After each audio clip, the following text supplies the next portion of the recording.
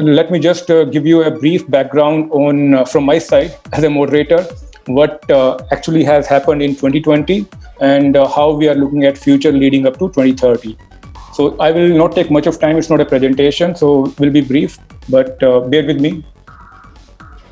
So if you look at current situation, and as we started the year, and we have seen a turmoil in the industry, not only in dairy, but in overall food and agri situation globally and in India. And as initially mentioned, dairy has seen impact. Being part of essential commodity, it has actually had some you can say benefit in terms of supply chain maintenance. At least as a consumer, we have been receiving liquid milk at our household or even delivering to nearby neighborhood store, which we haven't seen for many of the other products, including food and other stuff. So clearly that way we have seen some kind of mitigant for dairy industry, but there has been a significant impact in some part of the value chain, also on some product categories and in some channels also. So if we talk about channel itself, starting with B2B, we have seen significant impact on food services and institutional sale. Initially, during lockdown, during Corona, immediately like March end and leading up to June first week when the unlocking started,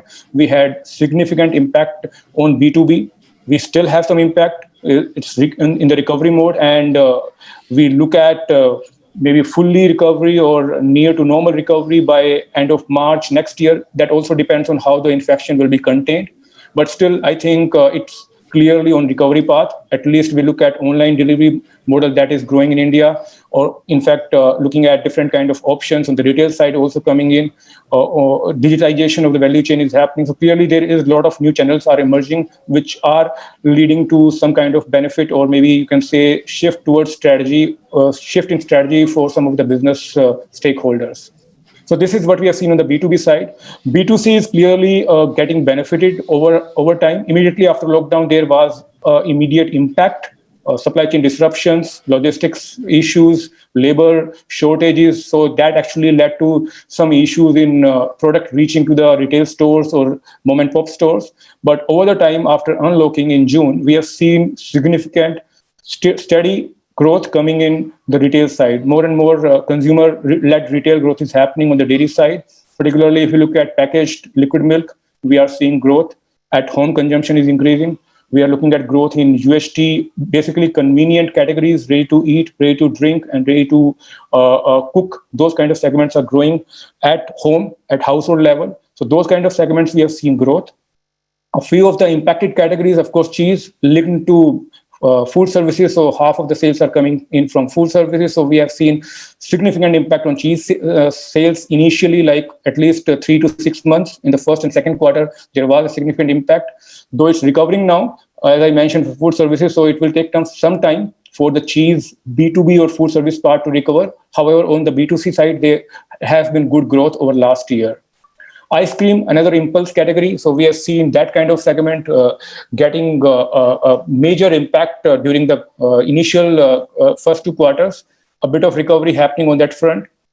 Lastly, on skim milk powder side, so if you look at the supply chain disruptions leading to some of the companies now moving towards durable products. So a lot of skim milk powder and ghee is being manufactured.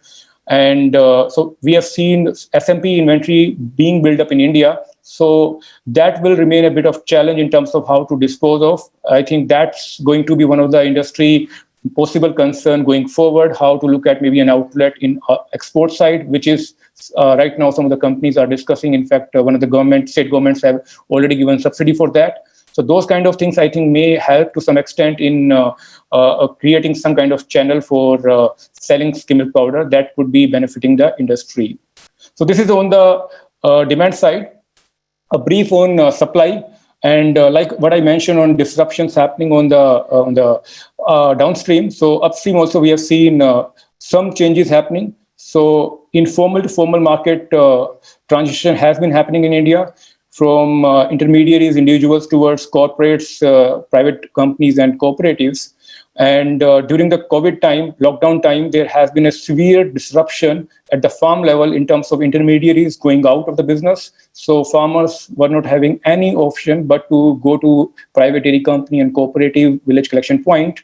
And in fact, some of these companies are flush with milk during that time. with raw milk.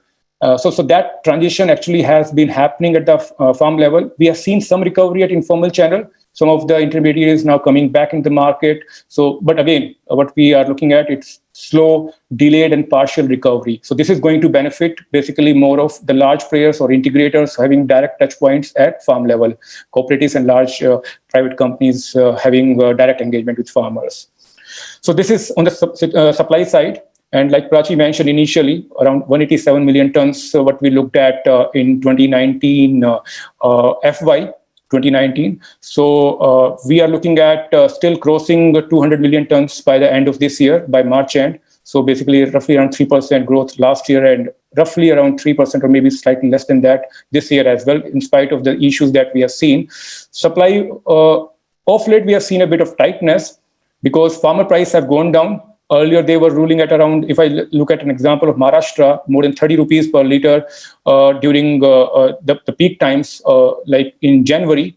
And it came down to around 21, 20 rupees per liter around April, May. And now it's around 24, 25 rupees for many months, actually. In between, it has gone up, but again, stabilized around 25 rupees per liter. So farmers haven't got that kind of realization as what they received early this year or late last year. So there has been a bit of change in the basic feeding pattern to the animal. So kind of very basic feed given to them, leading to reduced milk yield and reduced milk production at the onset of flush season this year. Unlike what we see in normally every year, flush season starts with a bang. It hasn't been the case this time. So a bit of slight tightness in milk supplies, but we are right now into the flush. So we see still milk supply building up, and that will actually lead up to more and more, possibly, powder inventory coming in. So that's linked to the powder prices, initially 320 to 350 rupees per kg when we were looking at January. In fact, we were in deficit that time, and some of the industry stakeholders were speaking to the government to allow import of powder. However, within few months, it has turned upside down. Prices actually went down by 50% and around 170, 160 rupees. Now it's hovering between 170 to 195 rupees. Again, basically a slight uplift because of tightness in the raw milk side. But again, I do think that prices will remain around this side unless we see some outlet coming in, possibly in export that we are still looking at as an option. Maybe it will be in the next quarter. So that may lead to slight upliftment of powder prices in the market in the next quarter, or by the end of next quarter. So this is on the supply side. Prices also I have mentioned. A few trends I will just talk about briefly. So transition from informal to formal I discussed, will not go much into detail. Now we are looking at integration and consolidation also. So integration in the sense that now we see there have been challenges for the companies who are largely focused on B2B. So now there is a concerted effort to focus on B2C side, to develop retail infrastructure, distribution network, developing your own brand, getting into diversified portfolio, including value-added dairy products. So this is how we are looking at on the downstream side, the changes coming in, the transition or the trend coming in.